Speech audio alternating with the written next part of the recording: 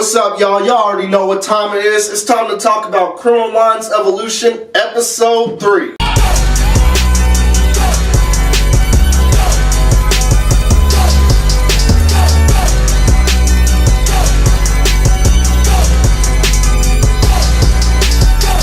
Woo!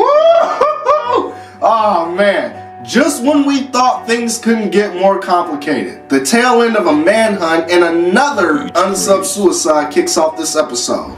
And y'all, it's really escalating tension, especially since the team only got like 3 chances left to take down Sicarius. One thing I do like though, is even though this season really kind of stretches, and I mean they're really stretching it out, stretching that one overall arc, I think the pacing of it still keeps up a level of intensity for the overall case of the week model of this show. They're stretching out what they're trying to do. They're really stretching it out, but they're pacing it well enough to where it's still intense every single week, just like it was before. Elias, the mastermind, the big bad of this whole serial killer network, was also touched more so on this episode. We got to learn more about him and his compulsions and what really makes him tick. And not only learning just about him, but also his family too. Guys, the way that they're developing this character, showing us his home life, how he appears as the perfect family man, loving husband, loving father, it's really better than any other antagonist we've seen on the show. And it's really a testament to Guilford's performance as the character. Just the way he switches back and forth between loving husband and psychotic mass murderer. I think it's scary in some ways. Not the psychotic mass murderer part, but the mask he puts on as this family man. Because there's people out there who really like that. And when they get caught, their family, their neighbors, their church community, everyone around them is in shock. They just can't not believe it. But it actually makes me really excited. I cannot wait to see this dude go down. I can't wait to see him, and I hope the BAU takes him alive. Because I really want to see him be his true self, not having to hide anymore. Also, I want to see, because I really think that they're setting up his family in a really nice way. We're actually getting to learn about these characters. We spend a lot of time with his family this episode, so I really want to see their reaction, his wife and his daughter's reaction when he goes down. It was just ironic to me when he jokes with his wife when their daughter is obviously lying to them about a party. He jokes around with her talking about how she's fooling them both. When it's like, dude, you're fooling everybody. I just think this show is doing a really good job with balancing this character while still keeping him, for the most part, a mystery. We still don't know that much about him. Back at the BAU though, the team is still dealing with Linda Barnes. Deputy Director Bailey.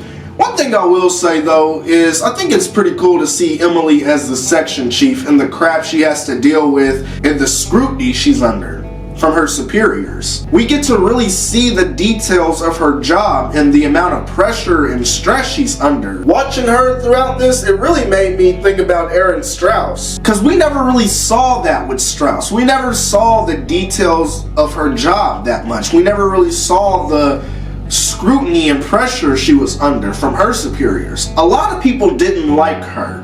Understandably why, but honestly I think she was misunderstood. One thing I think that a lot of people ignore is the fact that everybody handles stress differently. Emily seems like it doesn't really affect her. She's still loyal to the team and her attitude for the most part is unchanged. Strauss, on the other hand, did let it affect her. And she made all kinds of mistakes and screwed over a lot of people because of it, which she ended up paying for in season 8. But dealing with people like Bailey must have really gotten to her, which is why I think a lot of times she came off as a bitch. I mean, forcing JJ off the team, criticizing Hotch over and over again over every little stupid thing, the dumb evaluations she used to do, not to mention the alcohol, her whole drinking problem. She was under a lot of stress. And I really think that seeing Emily as section chief kind of brings things full circle with Aaron Strauss. She wasn't really a witch. She was honestly trying to do the best she could. She was trying to do her job. Have any field experience, do you? My job is to protect the Bureau.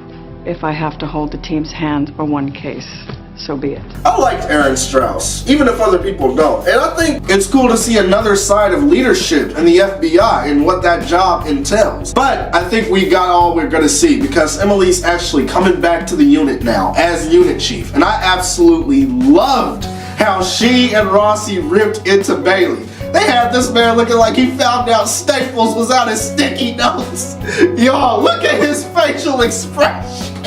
Bro, I swear, this dude just looks like he's got a membership card to Office Depot or something. Look at this, bro, look at how he walks. I just want to smack the... I'm sorry, sir, we're all out of the Gel Pilot G7 ink pens. Oh man, this was a great episode, I'm telling y'all. It's fast paced and it was thrilling as more pieces come together to fill the overall big picture.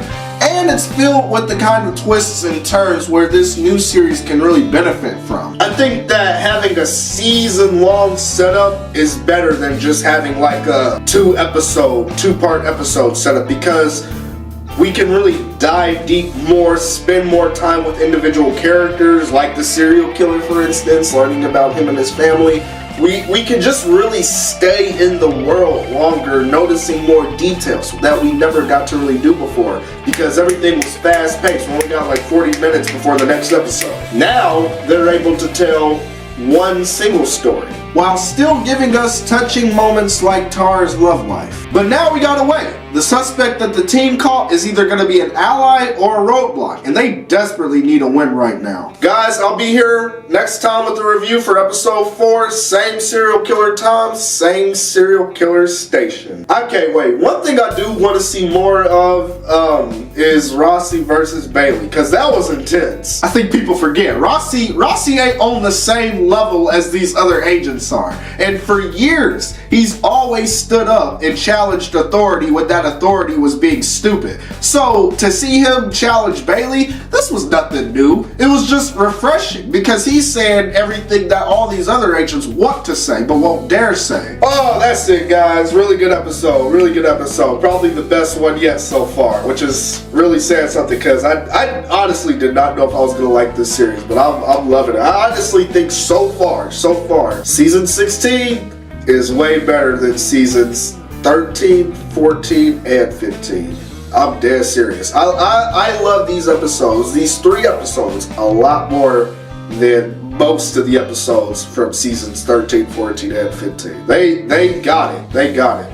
I'll be here next time with episode 4 review, Criminal Minds Evolution. Thank you so much for watching, guys, and I'll see you next time.